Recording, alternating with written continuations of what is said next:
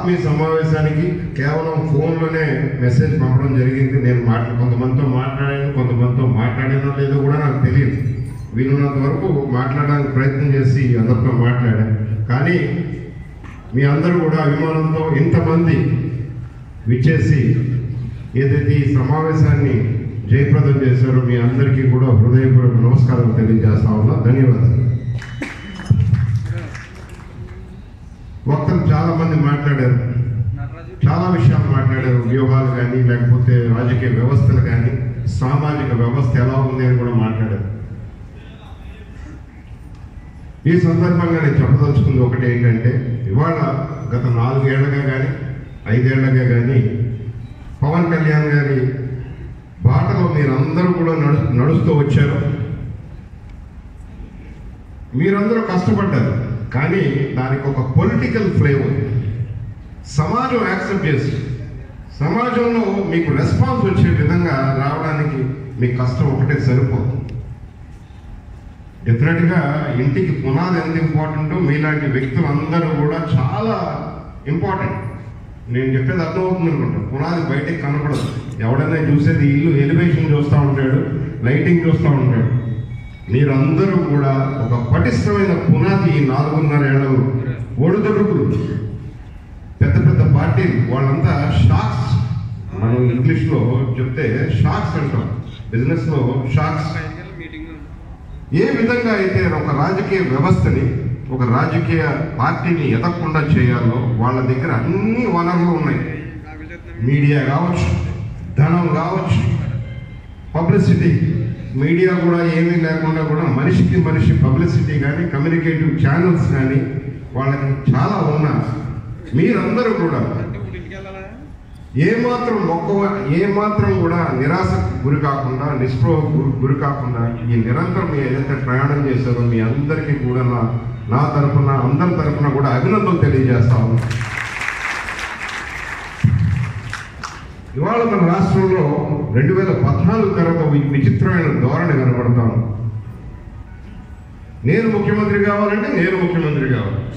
ఏంటయ్యా నీ టార్గెట్ అంటే ముఖ్యమంత్రి అయిన తర్వాత ఏం చేస్తావా అంటే నేను నా వాళ్ళు కలిసి ఏదైతే వనరులు ఉన్నాయో ఆ దోచుకోవడానికి తప్ప ఇంకెందుకు పనికిరాని వ్యవస్థని తయారు చేసిన పార్టీని ఆనాడు భారతీయ జనతా పార్టీ, జనసేన కూడా సపోర్ట్ చేసిన పార్టీ తెలుగుదేశం పార్టీ ఏ విధంగా పరిపాలన చేస్తుందో మనందరికీ చూస్తూ ఉన్నాం.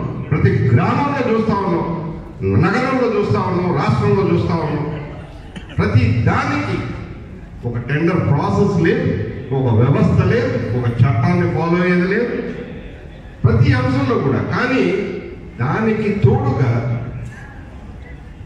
అడ్డుకోవాల్సిన వ్యక్తులు రోడ్ల మీద పాదయాత్ర చేసుకుని తిరుగుతూ ఉంటారు. అంటే ఎవరి తప్పు? ఇద్దరినీ తప్పు. మొదటి వాడి తప్పు కంటే కూడా రెండో వాడి తప్పు చాలా అధికం.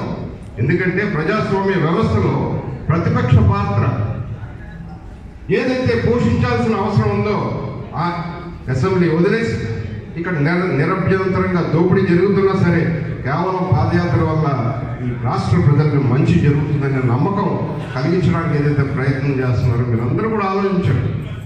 ఇవాళ పవన్ కళ్యాణ్ గారితో నేను భేటీ అయిన తర్వాత, కలిసిన తర్వాత కొన్ని అంశాలు షేర్ చేసుకున్నాను. అన్నిటికంటే ఒక అంశం చెప్తాను. మనం చూస్తూ ఉంటాం, ఎస్సీసీ ఒక హాస్టల్, బీసీస్కి ఒక హాస్టల్, లేకపోతే ఎస్టీస్కి ఒక హాస్టల్. మన ఊళ్ళోనే ఉన్నాయి ఎస్సీ, ఎస్టీ, బీసీ. ఆయన ఒక సినిమాలో డైలాగ్ అది, నాకు ఏ సినిమా గుర్తులేదు కానీ రైట్ కానీ ఆయన మేనిఫెస్టోలో ఇవాళ పెట్టాడు, చదువుకునే పిల్లలకి కులం పేరుకి విడగొట్టి రెసిడెన్షియల్ స్కూల్ కావచ్చు లేకపోతే హాస్టల్స్ కావచ్చు విడగొట్టడం చేయదు. అంటే సమాజం పట్ల పూర్తిగా అవగాహన ఉన్న వ్యక్తి, స్పష్టత ఉన్న వ్యక్తి. ఇప్పుడు కులాలు అనేది మన చేతుల్లో లేదు. దాని అర్థం కులాల వారీగా విడగొట్టేసి అది ఎవడో బ్రిటిష్ వాడు నేర్పించిపోయాడు ఆ పాఠం. డివైడ్ అండ్ రూల్ అదే పనిలో ఉన్నారు. మీ అన్నదమ్ములు ఉంటే ఇద్దరు విడగొడుతున్నారు. ఎవడో ఒకడు చెప్పుడు మాటలు కూడా వింటాడు, దాంతో విడగొడుతున్నారు. సమాజంలో సోషల్ ఫ్యాబ్రిక్ ఇవాళ డిస్టర్బ్ అవుతున్న సంగతి మనందరం కూడా గమనించాలి. ఈ విధమైన ఆలోచనతో ఆయనతో నేను మాట్లాడిన తర్వాత డాక్టర్ గారు మీరు బయట నుంచి చాలా చెప్తా ఉన్నారు, మాట్లాడుతూ ఉన్నారు, పార్టీలోకి రండి అని ఆహ్వానం చేయడం జరిగింది. అందరూ అంటూ ఉన్నారు ఇక్కడ వేదిక మీద మా సుధీమణి లక్ష్మీ పద్మావతి, ఆవిడకి లక్ష్మీ పద్మావతి అంటేనే కరెక్ట్ నేను పూర్తి పేరని నేను నమ్మకం. లక్ష్మీ పద్మావతి నా వెంట జాయిన్ అయిందంట కలక. ఆవిడ మొదటి నుంచి కూడా నేను జనసేన పార్టీ 5 ఏళ్ల క్రితం నుంచి నేను ఇవాళ ఆవిడ వల్ల ఇక్కడ రాబడ్డాను. మీరు చెప్పారు కొంతమంది ఏదైతే ఇవాళ మనందరూ ఇక్కడ సమావేశానికి కారణం ఏంటంటే వాళ్ళ రాష్ట్రంలో, అందులో మన రాష్ట్రం ఒక రాజకీయ వ్యవస్థ ఎంత భ్రష్టు పట్టించారో మనం చూస్తూ నేనైతే అతి దగ్గరగా చూశాను, మీరు కొంచెం దూరంగా చూసుకుంటారు. ఇప్పుడైనా మనం రియాక్ట్ అవ్వకపోతే ఈ సమాజానికి ద్రోహం చేసిన వాళ్ళు అవుతాం, ఈ రాష్ట్రానికి ద్రోహం చేసిన వాళ్ళు అవుతాం అని భావించి నేనైతే ఆల్మోస్ట్ రిటైర్డ్ మ్యాన్, నాకు ప్రాక్టీస్ మానేశారు. అటువంటి సమయంలో ఈ సమాజానికి giving back to the society అనే కాన్సెప్ట్లో ఆయనతో ఎప్పుడైతే ఇంటరాక్ట్ అయ్యారో, ఎస్ సార్ నేను వస్తాను వితౌట్ ఎనీ కండిషన్స్. ప్రెస్ కూడా చెప్పాను ఆ రోజున.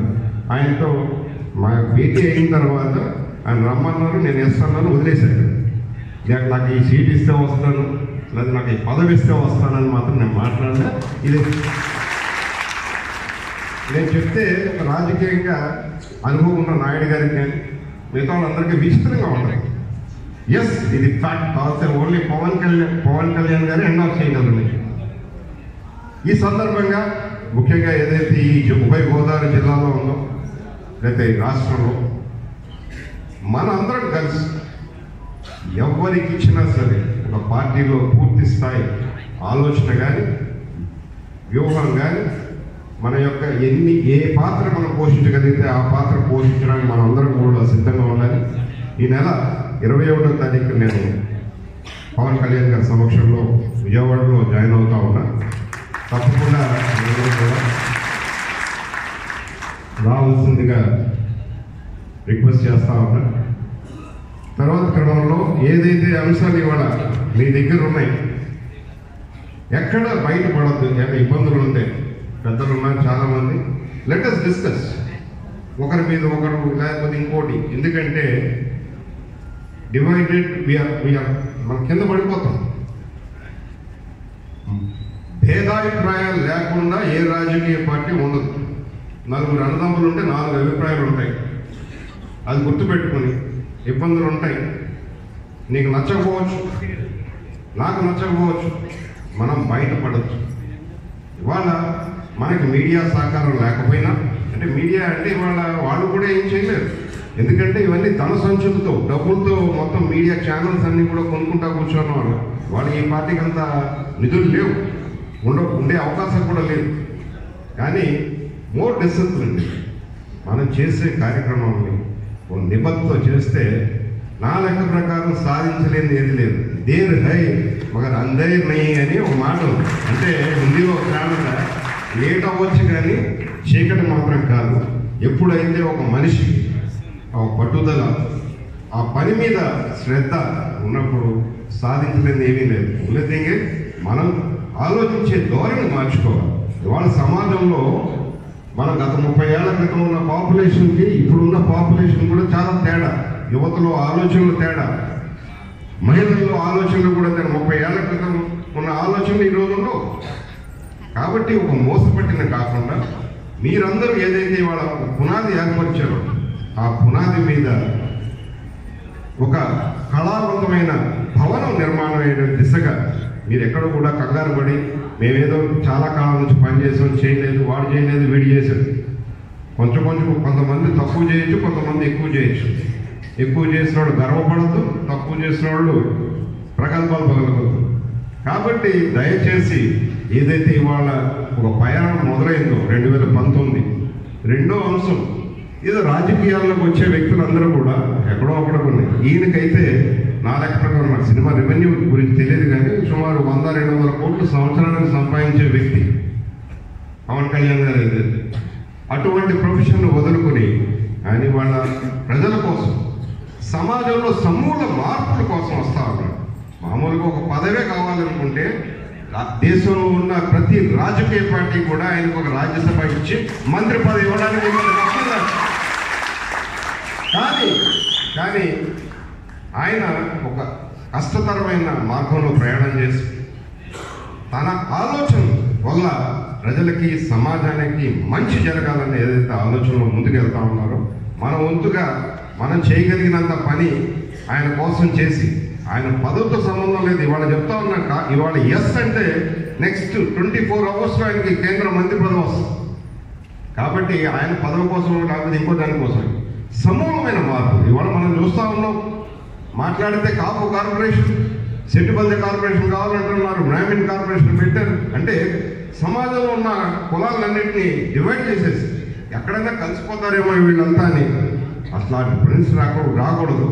ఒక హోమోజినిటీ అంటే సమాజంలో ఉన్న వ్యక్తులందరూ ఎవరి కులం ఏదైనా కావచ్చు, అందరూ కలిసిమెలిసి సమాజానికి మంచి జరగాల.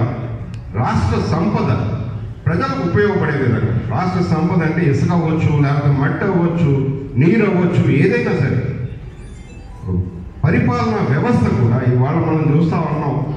ఎక్కడ చూసినా అవినీతి. ఇవాళ ఎంఆర్ఓ ఆఫీస్కి వెళ్ళాలంటే రైతు గడగడలాడుతూ ఉన్నాడు. రైతు ఏంటి చిన్న మున్సిపల్ ఆఫీస్కి వెళ్ళి ఒక ఎంఆర్ఓ ఆఫీస్కి వెళ్ళి ఒక డెత్ సర్టిఫికేట్ తెచ్చుకోవాలంటే ఇవాళ గడగడలాడుతున్నాడు. పాప ఆఫీసర్ కూడా ఏం చేయలేడు. ఎందుకంటే ట్రాన్స్ఫర్ కోసం 5 లక్షలు 10 లక్షలు ఇస్తే దాని మీద వడ్డీ సంపాదించుకోవాలి కదా వాడు కూడా. మీరు అనుకుంటా ఉంటారు అదేంటి వాడు తినలేదా వీడు తినలేదా. మన రాష్ట్రానికి వాళ్ళ పట్టిన దుర్గతికి ముఖ్యమైన కారణం అవినీతి. ఏదైతే వాడు తినలేదా వీడు తినలేదా అన్న కాన్సెప్ట్ కాదు.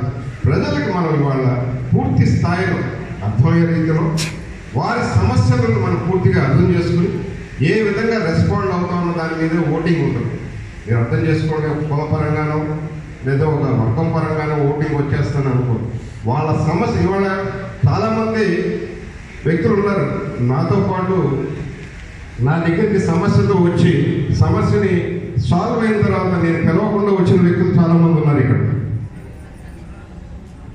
అక్కడ ఎందుకు చెప్తున్నారంటే వాళ్ళ సమస్య తీరిన నాడు ఆ వ్యక్తి తప్పకుండా మీకు కృతజ్ఞతతో ఉంటాడు. ఒకళ్ళిద్దరు కృతజ్ఞతలు లేకపోతే పట్టించుకోదు, కానీ 98% మిమ్మల్ని వదలరు. కాబట్టి దయచేసి జన సైనికులందరికీ కూడా నేను చెప్పేది ఏంటంటే నిరంతరం ప్రజల మధ్యలో ఉండి ప్రజలకి ఆ ప్రాంతానికి ఏ విధంగా మంచు తద్వారా జనసేన పార్టీ ఏ విధంగా మంచి పేరు తీసుకురావాలో మనందరం కలిసిమెలిసి పనిచేద్దాం. తప్పకుండా మన లక్ష్యం నెరవేరుతుంది. యుద్ధం సీరియస్గా చేద్దాం. సరేనా? Thank you. ధన్యవాదాలు. Thank you sir. Thank you. ఈ ఆత్మీయ సభకు విచ్చేసినటువంటి మన జన నాయకులకు, జన సైనికులకు కృతజ్ఞతలు.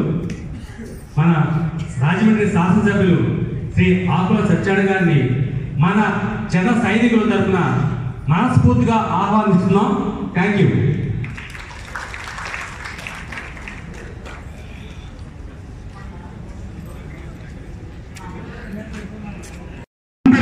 హృదయపూర్వకమైనటువంటి స్వాగతాన్ని పలుకుతూ సెలవు తీసుకుంటున్నా. నమస్కారం. జై హింద్, జై జనసేన.